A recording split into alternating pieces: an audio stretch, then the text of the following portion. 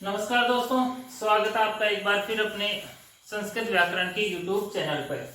और आज की कक्षा में हम पढ़ने वाले हैं घी संज्ञा। ठीक है, जो घी संज्ञा करने वाला जो यहाँ पे सूत्र है वो है शेषो घैसकी।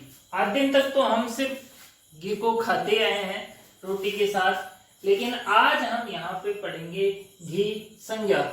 हमने प्रातिपदिक संज्ञा पढ़ी, हमने सर्वनाम स्थान संज्ञा पढ़ी, हमने भय संज्ञा पढ़ी, लेकिन आज हम पढ़ेंगे घी संज्ञा। एक नई संज्ञा की ये घी संज्ञा होती क्या है, किस किस की होती है, कहाँ कहाँ पे होती है। तो शुरू करते हैं आज की कक्षा में घी संज्ञा। इसका जो संज्ञा विधायक जो सूत्र है वो है यहाँ पे शेषो घैसकी। ये इसका संज्ञा विधायक सूत्र है। अगर परीक्षा में आता है कि घी संज्ञा करने वाला सूत्र कौन सा है, तो यहाँ पे हम सीधा सा उत्तर लिखेंगे शेषो घैसकी। शेषो घैसकी को समझने के लिए यहाँ पे हम सबसे पहले पदच्छेद करते हैं, इसका सूत्र का पोस्टमार्टम करते हैं कि भाई इसके अंदर बीमारी है क्या क्या, ये कहाँ कहाँ पे घी संज्ञा करेगा। तो पदच्छेद में हमारे पास एक शब्द यहाँ पे निकल के आता है शेष है। दूसरा जो यहाँ पे निकल के आता है वो आता है घी, और तीसरा होता है असखी। घी असखी, असखी मतलब न सखी इति असखी। घी संज्ञा मतलब असखी, सखी शब्द को छोड़ करके अन्य शब्दों की घी संज्ञा यहाँ पर होती है। असखी से तो हमें अभी तक तो यही समझ में आ रहा है कि सखी जो होगी, जो सखी है उसको हमें घी बिल्कुल भी नहीं डालना है, मतलब सखी को घी नहीं डालेंगे। सखी को छोड़ करके बाकी सभी को हम यहाँ पर घी डालने वाले हैं। तो असखी के अलावा यहाँ पर घी संज्ञा होती है। अब एक और चीज यहाँ पे है कि शेष, ये शेष क्या है,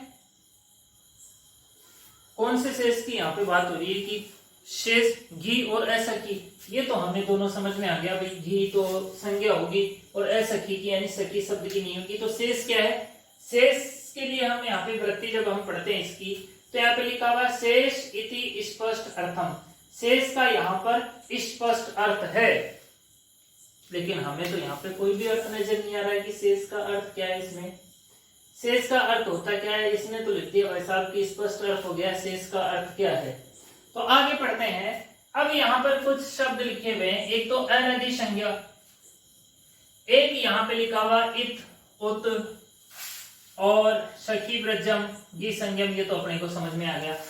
तो यहाँ पर अब एक तो अनदि संज्ञा और इत उत और सखी वर्ष, इन तीनों शब्दों को यहाँ पे समझना जरूरी है। तो अनदि संज्ञा, नदी संज्ञा होती है, कौन सी संज्ञा यहाँ पे, नदी संज्ञा। अनदी शब्द को समझने के लिए पहले तो हमें नदी संज्ञा समझनी होगी कि नदी संज्ञा आखिर होती क्या है। ठीक है, आगे ये सूत्र आएगा अपने इसी किताब में कि नदी संज्ञा करने वाला सूत्र जो है यहाँ पे यो स्त्रयाख्यो नदी, ऐसा एक सूत्र आएगा जो नदी संज्ञा यहाँ पर करता है। ठीक है, अब ज्यादा हमें यहाँ पे समझने की जरूरत नहीं है। यहाँ पे जो यू है, जब हम इसके पदच्छेद करते हैं तो यहाँ पे कुछ ये दो वर्ड यहाँ पे निकल के आते हैं, और ई का इकोयंची से ये हो करके ऊ की मात्रा यहाँ पे लग जाती है, तो यहाँ पे बनता है यू। मतलब कि ऐसे शब्द जो दीर्घ इकारांत और दीर्घ उकारांत होते हैं उनकी नदी संज्ञा होती है। ऐसे शब्द आगे हम इसको और पढ़ेंगे जब ये सूत्र आएगा। अभी हम सिर्फ इसकी डिटेल के लिए इसको पढ़ रहे हैं कि जो दीर्घ ई, बड़ी ई और बड़ा ऊ, ऐसे शब्द जिनके अंत में बड़ी ई और बड़ा ऊ आते हैं तो उनकी वहां पर नदी संज्ञा होती है। तो फिर अनदी का मतलब क्या हुआ, अनदी का मतलब ये हो गया कि जिनकी नदी संज्ञा हो गई है उनकी यहाँ पर घी संज्ञा नहीं होगी। एक तो जिनकी नदी संज्ञा हो गई है उनकी घी संज्ञा यहाँ पर नहीं होगी। ह्रीश्व तो किसकी होगी, ह्रीश्व इत और उत, ह्रीश्व ई की और ऊ की। ठीक है, तदंतम ऐसे शब्द जिनके अंत में ह्रीश्व ई या ह्रीश्व ऊ हो, दीर्घ ई की दीर्घ ऊ की तो नदी संज्ञा होती है। ऐसे शब्द जिनके अंत में छोटी ई या छोटा ऊ रहता है तो उसकी यहाँ पर गी संज्ञा होती है। लेकिन यहाँ पे लिखा हुआ है सखी वर्जम। भाई सखी शब्द जो है वो भी तो ह्रीश्व ई है, तो इसकी भी फिर गी संज्ञा होनी चाहिए। सखी को भी तो घी डालना चाहिए, यहाँ पे सखी को क्यों नहीं डाला? तो यहाँ पे सूत्र में स्पष्ट लिखा हुआ है कि नहीं, सखी शब्द को छोड़कर, सखी व्रजम का मतलब ये हो गया कि सखी शब्द को छोड़कर बाकी सभी जो छोटी ई छोटे ऊ वाले जो शब्द हैं उनकी यहाँ पर घी संज्ञा होगी। और शेष का स्पष्ट अर्थ यही है कि जिनकी नदी संज्ञा हो गई है और जो शेष बच गए हैं ह्रीश्व ई और ह्रीश्व ऊ वाले, उन सभी की यहाँ पर घी संज्ञा होगी, लेकिन सखी की नहीं होगी। अब हम इसका अर्थ समझ लेते हैं कि अर्थ क्या कहता है इसका। ठीक है, सबसे पहले तो हम लिखेंगे यहाँ पे सखी व नदी संज्ञक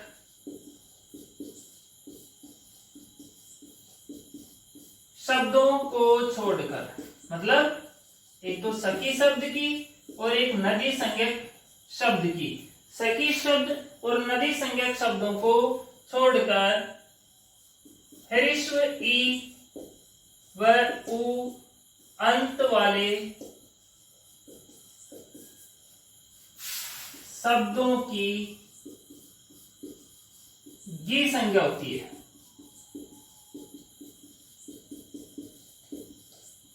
कौन सी संज्ञा होती है उनकी? गी संज्ञा होती है। जैसे कि हरि शब्द, अभी अपने जो चैप्टर चल रहा है वो हरि शब्द का चल रहा है। हरि शब्द जो है वो ह्रीश्व ई शब्द है, इसकी नदी संज्ञा नहीं हो सकती क्योंकि नदी संज्ञा सिर्फ दीर्घ ई और दीर्घ ऊ वालों की ही होगी। तो यहाँ पर हरि की नहीं हुई, तो हरि शेष के अंदर आ गया और इसकी यहाँ पर ह्रीश्व ई होने के कारण शेषो घी सखी से यहाँ पर घी संज्ञा हो जाएगी। तो इस तरह से आज की कक्षा में हमने पढ़ा था शेषो घे सखी। इसके जब हम पदच्छेद करते हैं तो शेष है, ओ का विसर्ग हो जाता है, यहाँ पे शेष है। घ य में से ई निकल करके संप्रसारण होकर के यहाँ पे इक्वेंसी से यह होता है तो घे सखी बनता है। तो इसके जब हम टुकड़े करते हैं तो यहाँ पे ये का वापस ई हो जाएगा घी, और ऐसा की ये संज्ञा विधायक सूत्र है, ये इसकी वृत्ति है। अनदी संज्ञा का मतलब हो गया कि जो जिनकी नदी संज्ञा होगी उनकी यहाँ पे नहीं होगी। ह्रीश्व ई और उकारांत जो शब्द रहेंगे सखी शब्द को छोड़कर उनकी घी संज्ञा यहाँ पर होने वाली है।